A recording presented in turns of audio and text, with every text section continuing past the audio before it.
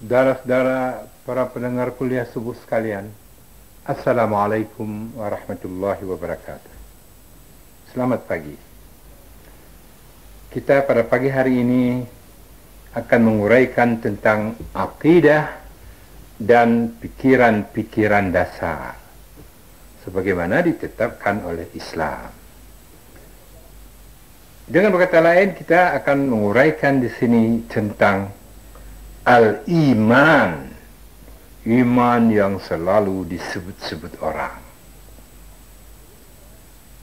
Jadi kita akan menguraikan tentang dasar mental dari manusia dengan menguraikan tentang iman ini. Saudara-saudara, para pendengar sekalian, sebagai kita ketahui, pikiran manusia, zihnul insan atau orang modern sekarang mengatakan human mind adalah asal dan sumber dari segala apa saja yang terbit dari manusia dalam bentuk amal-amal dan perbuatan-perbuatannya. Segala amal dan perbuatan-perbuatan manusia asal dan sumbernya adalah iman ini. Maka dari sudut ini, manusia itu berada dalam dua macam posisi atau dua macam situasi. Situasi pertama, pada dirinya itu belum lagi tumbuh sesuatu pikiran atau pikiran-pikiran dari suatu bentuk yang khas, suatu bentuk tertentu, melainkan dia masih diliputi pikiran-pikiran yang mutafarriqah, artinya pikiran-pikiran yang belum lagi bersatu padu. Ide, konsep atau notion yang musyattatah dan perasaan-perasaan mereka macam-macam yang selalu saja berubah-ubah dari waktu ke waktu. Maka tiadalah yang mendorong dia bergerak dan berbuat, melainkan kekuatan-kekuatan dari pikiran-pikiran, ide-ide dan perasaan-perasaan tersebut. Nah, ini situasi pertama, para pendengar sekalian. Situasi kedua, pada diri manusia itu tiada sedikit pun lagi tinggal bekas-bekas dari pikiran-pikiran yang mutafarriqah tadi. Ide atau konsep yang musyattatah dan perasaan-perasaan yang aneka macam. Tetapi telah timbul padanya pikiran atau pikiran-pikiran dari bentuk tertentu. Pikiran-pikiran dari bentuk tertentu, bentuk yang khas, yang membuat segala amal perbuatannya itu bersumber pada pikiran tersebut atau ide tersebut, baik dalam keseluruhannya maupun dalam bagian-bagiannya. Bukan lagi sesuatu, tetapi telah menjadi menetap dan merupakan satu ketetapan pada dirinya itu. Maka dalam hal situasi atau kondisi pertama tadi, keadaannya adalah seperti jalan atau street yang terbuka bagi segala orang yang hendak lalu lintas atau lalu lalang di sana. Tidak ada suatu apapun bagi mereka itu di sana yang memperbedakan jurusan yang satu dari jurusan yang lain. Tetapi dalam hal situasi atau kondisi kedua yang tadi kita sebutkan, keadaannya adalah seperti suatu tuangan atau suatu acuan atau suatu mold yang membuat apa saja dari elemen atau substansi yang dituangkan di sana mengambil bentuk yang khas atau bentuk tertentu. Karena dia sudah merupakan acuan tuangan atau mold. Dan jika seorang manusia berada dalam keadaan yang pertama tadi, maka dikatakanlah bahwa dia tidak punya tidak punya sirah. Tidak punya sirah dalam hidupnya. Artinya tidak punya arah. Maka manusia seperti itu kadangkala akan menampakkan dirinya sebagai syaitan. Sesuai dengan kesukaannya sesewaktu atau sebagai malaikat. Sesuai dengan kemauannya sesewaktu pula. Yazharu bimazhari syaitan mata yasha' atau bimazharil malak mata yuhib. Corak atau warna amal perbuatannya itu dapat selalu berubah-ubah menurut situasi dan kondisi. Ini dia para pendengar sekalian, supaya kita ketahui. Tidak demikian halnya dengan manusia dalam posisi yang kedua tadi. Manusia dalam posisi ini, posisi kedua, seperti kita uraikan tadi, sudah punya sirah tertentu yang diketahui dan diyakini. Sirah ma'lumah mu'ayyanah. Dan dalam hidupnya, manusia seperti ini sudah punya sistem, punya aturan-aturan atau hukum-hukum. Sehingga mengenai manusia yang satu ini, dengan positif dapat dikatakan bahwa dia pasti akan melakukan perbuatan tertentu pada waktu tertentu dalam hidupnya di dunia ini. Malah reaksi atau responsnya terhadap sesuatu pun lebih kurang telah dapat diduga sebelumnya, jika mengenai hal-hal dan soal-soal yang prinsipial. Nah, itu dia para pendengar sekalian, manusia dalam posisi kedua sebagai kita sebutkan tadi. Jadi, dari uraian barusan jelaslah kiranya bahwa pilihan yang dilakukan manusia dalam hidupnya di dunia ini terhadap suatu aturan hidup, sistem hidup yang tepat, nizaman muhkaman wa tatardiban khasan, adalah patut sekali untuk dijadikan tempat berpijak dan jaminan keamanan batin baginya. Manusia perlu pada pegangan hidup yang jelas, tegas, dan tetap tiada berubah-ubah, malah tahan uji pula. Kalau tiada jelas, tidak tegas, dan tidak pula tahan uji, maka nanti manusia yang menjadi para pengikutnya bisa lonta-lanti dibuatnya, para pendengar sekalian. Dan ini adalah syarat pertama dan paling utama bagi sistem hidup manusia di dunia ini. Maka sistem hidup seperti itu tak dapat dan tak boleh dibuat-buat sendiri. Akal manusia tak berkesanggupan untuk itu. Itu semua diterima dari Allah Subhanahu wa ta'ala yang menciptakan seluruh alam semesta dan manusia di dalamnya. Sistem hidup dari Allah lah satu-satunya cuma yang jelas, tegas, tepat, dan tidak berubah-ubah. Dan sistem hidup dari Allah itu adalah berdasarkan iman. Atau tegasnya secara istilah al-iman.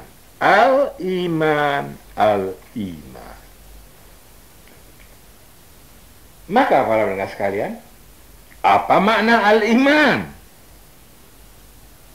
Ini sangat penting. Kita harus mengetahui apa itu al-iman.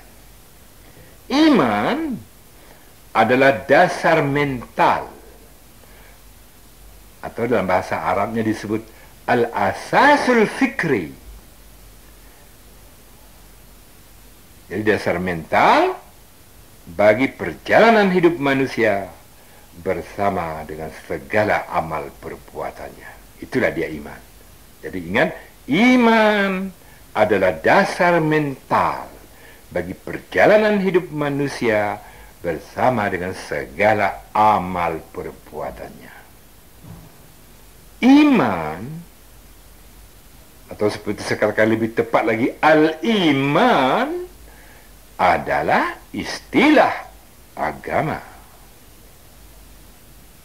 Bermakna ketenangan dan keamanan hati atau jiwa. Dan berasal dari kata al-amnu. Kemudian jadi al-aman, yakni keamanan, security, lawan dari al-khawfu, yaitu ketakutan. Maka dari perkataan al-amnu, ingat benar, al-amnu, al-amnu, al-amnu, terbillah perkataan al-amanah, al-amanah, al-amanah. Amanah bahasa kita. Lawan dari al-khiyanah. Al-khiyanah, al-khiyanah. Khianat dalam bahasa kita. Nah,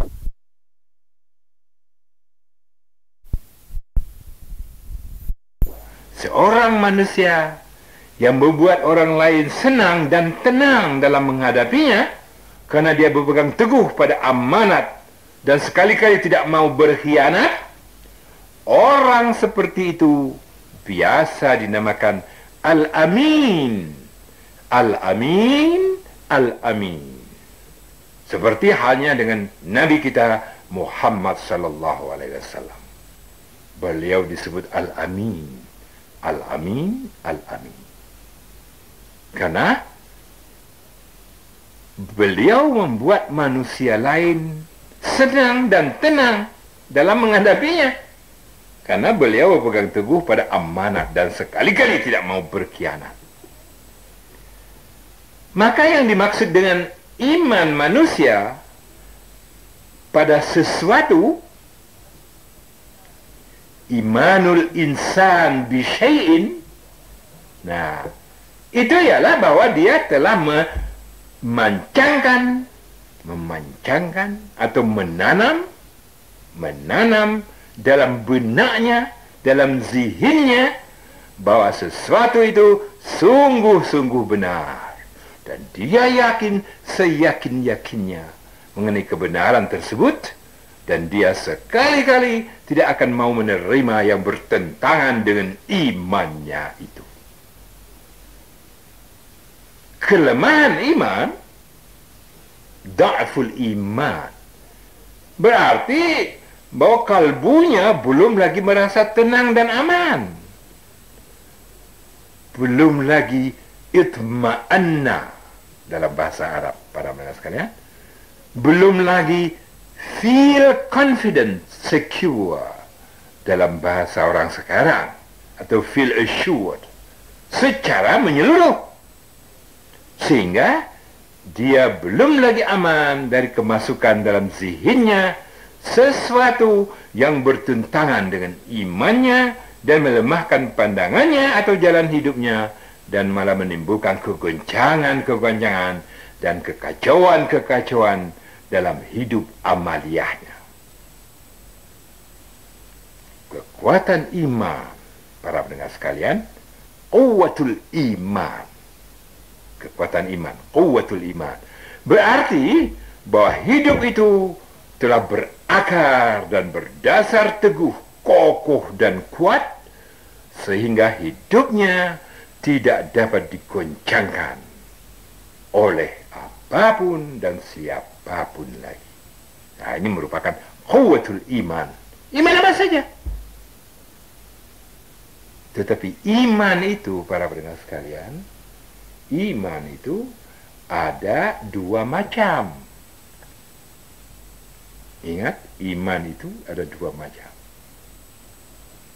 Maka perkataan iman pada asalnya adalah istilah diniyah, terminologi agama. Akan tetapi karena kita telah memakainya dalam artian al-fikratul asasiyah, pikiran dasar, maka dengan sendirinya iman itu terbagi dalam dua macam atau dua bagai. Satu, iman dalam bentuk diniyah, iman min naw'iyah diniyah, dan kedua, iman dalam bentuk duniawiyah, iman min naw'iyah duniawiyah. Ya, dari dua para pendengar sekalian, iman dalam bentuk diniyah, iman dalam bentuk duniawiyah. Maka iman dalam bentuk diniyah itu menjadilah dasar atau asas dari kebudayaan yang ditegakkan atas din atau agama. Karena tidaklah ada nilai lain dalam hal ini melainkan iman nan satu itulah yang menjadi penentu atau penetap segala sesuatu dalam kehidupan agama dan kehidupan dunia bersama-sama, dan tak dapat dicerai pisahkan satu sama lain sama sekali, malapun kehidupan dunia dan akhirat. Adapun kebudayaan yang tidak ditegakkan atas ad-din atau agama, maka iman keagamaan, al-imanud dini, di sana itu dipisahkan sama sekali dari iman keduniaan, al-imanud duniawi, sehingga iman keagamaan itu sama sekali tidak berbekas di sana dalam kehidupan perorangan, kehidupan individu, ataupun kehidupan kemasyarakatan dari umat manusia. Nah, jadi para pendengar sekalian, ingat ini, iman ada dua bentuk, iman diniyah dan iman duniawiyah. Dan dua-dua ini berbeda-beda. Para pendengar sekalian, apa itu iman duniawi? Iman duniawi adalah iman yang membawa manusia kepada kecintaan kepada dunia ini dengan tidak ada taranya. Dia dalam hidupnya menganggap dunia inilah segala. Dan dunia dalam bahasa Latin, para pendengar sekalian, disebut sa'ikelem. Sa'ikelem. Dari kataan sa'ikelem dunia, tumbuh perkataan sekularisme. Nah, sa'ikelem, sekularisme. Jadi dekat-dekat itu.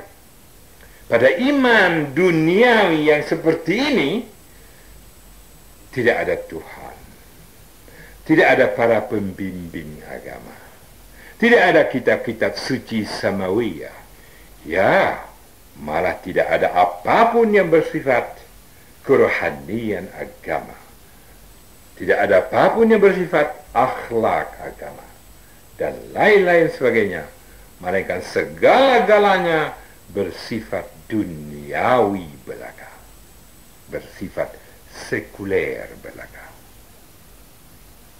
Kadangkala yang dipertahankan kaum sekuler itu ialah rakyat atau bangsa, dan rakyat atau bangsa ini dipuji mereka sebagai yang paling berkuasa.